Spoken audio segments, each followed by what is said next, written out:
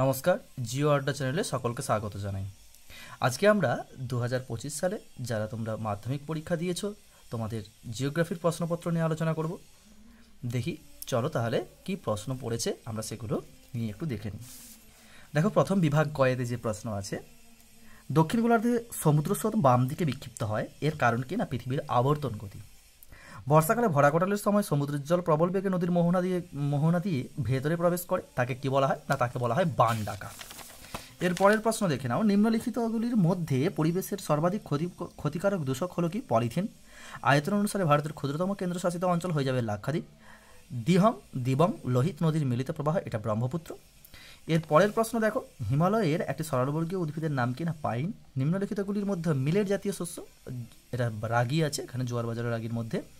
তারপরে ভারতের প্রথম কাপড়ের কল, এটা কোথায় অবস্থিত? এটা অবস্থিত কোথায়? ঘুষুড়িতে। কলকাতা ও দিল্লি সংযোগকারী জাতীয় সড়কপথটি, এটা হয়ে যাবে কি না NH2। দেখে নাও, ভারতের উপগ্রহ চিত্র প্রকাশ করে, এটা কি না ইসরো। যে প্রাকৃতিক প্রক্রিয়ায় মাটির শিলাস্তর অভিকর্ষের টানে ভূমির ঢাল অনুযায়ী যখন নিচের দিকে নেমে আসবে তখন তাকে বলা হয় পুঞ্জিত ক্ষয়। পাখির পায়ের মতো বদ্বীপ মিসিসিপি মিসৌরি নদীর বদ্বীপ। ক্যারিবিয়ান সাগরে ক্রান্তীয় ঘূর্ণিঝড় কী নামে পরিচিত? হ্যারিকেন নামে পরিচিত। অধক্ষেপণের একটি উদাহরণ, এটা হয়ে যাবে কি না স্লিট।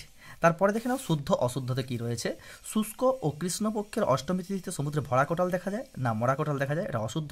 সিমেন্ট কারখানা থেকে উৎপাদিত বর্জ্য পদার্থ বায়ু দূষণ ঘটায়, হ্যাঁ শুদ্ধ।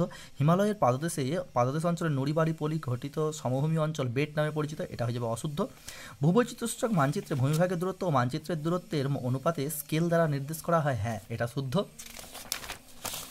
দেখে নাও এর পরের প্রশ্ন, মরু অঞ্চলের বায়ু ও জলের মিলিত কার্যের ফলে সৃষ্ট অস্থায়ী হ্রদগুলিকে কী বলা হয়?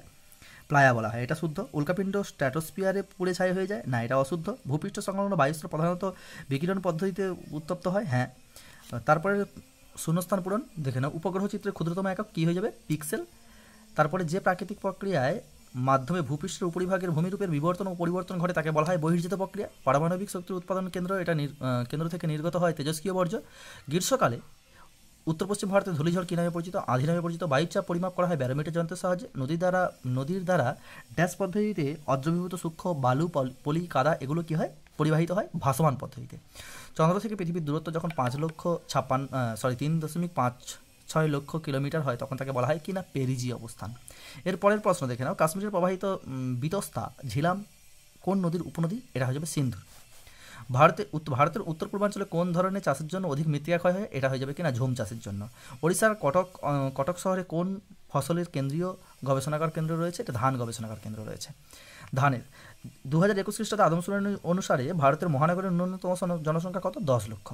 ভূবৈচিত্র্যসূচক মানচিত্র প্রদত্ত RF যখন 1:50,000 হয় তখন মেট্রিক স্কেলের কত হয়ে যাবে? 2 সেমিতে 1 কিমি। পর্বতের পাদদেশে নদীর ক্ষয়কার্যের ফলে যে শঙ্কু আকৃতির ভূমিরূপ গড়ে ওঠে তাকে বলা হয় পলল শঙ্কু। আচ্ছা, তারপরে দেখে নাও, যে কাল্পনিক রেখা দ্বারা সমান বৃষ্টিপাতযুক্ত অঞ্চলগুলিকে যুক্ত করা হয় তাকে বলা হয় সমবর্ষণ রেখা বা আইসোহাইট।